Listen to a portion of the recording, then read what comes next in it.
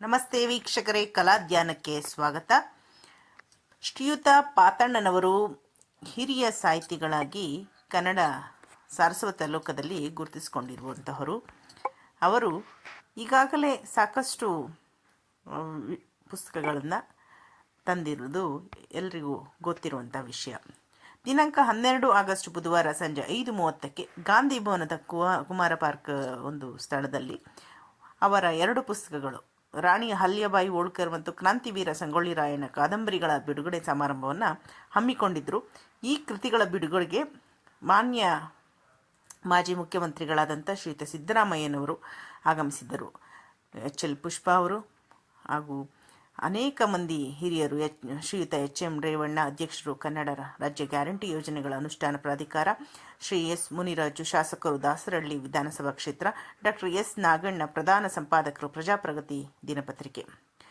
ಈ ಪುಸ್ತಕಗಳ ಕುರಿತಾಗಿ ಅಹಲ್ಯಾಬಾಯಿ ಹೋಳ್ಕರ್ ಪುಸ್ತಕದ ಕುರಿತಾಗಿ ಜೋಗಿಯವರು, ಶ್ರೀಯುತ ಗಿರೀಶ್ ರಾವ್ ಅಥ್ವರ್ ಸಂಪಾದಕರು, ಕನ್ನಡ ದಿನಪತ್ರಿಕೆ, ಮತ್ತು ಸಂಗೊಳ್ಳಿ ರಾಯಣ್ಣ ಸಂಗೊಳ್ಳಿ ರಾಯಣ್ಣ ಕಾದಂಬರಿಯ ಕುರಿತಾಗಿ ಡಾಕ್ಟರ್ ಎಲ್ ಪುಷ್ಪ ಮೇಡಮ್ ಮಾತನಾಡಿದರು.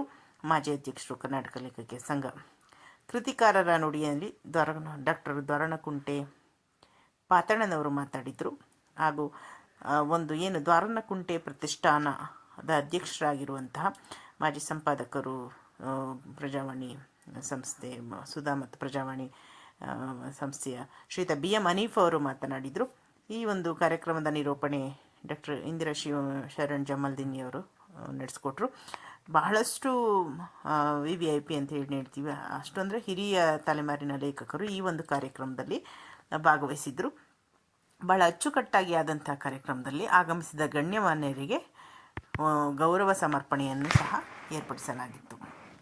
ಅದರ ಜೊತೆಗೆ ವಿಶೇಷ ಅನುಭವ, ಎಲ್ಲರೂ ಒಗ್ಗಟ್ಟಾಗಿ ಸೇರಿ ಈ ಒಂದು ಪುಸ್ತಕದ ಸಂಗೊಳ್ಳಿ ರಾಯಣ್ಣ ಪುಸ್ತಕದ ಬಗ್ಗೆ ವಿಶ್ವವಾಣಿ ಸಹ ಬರೆದಿದೆ. ಈ ಒಂದು ಅಚ್ಚುಕಟ್ಟಾದ ಕಾರ್ಯಕ್ರಮಕ್ಕೆ ಸಣ್ಣ ವರದಿ. ಧನ್ಯವಾದಗಳು. ಖಂಡಿತ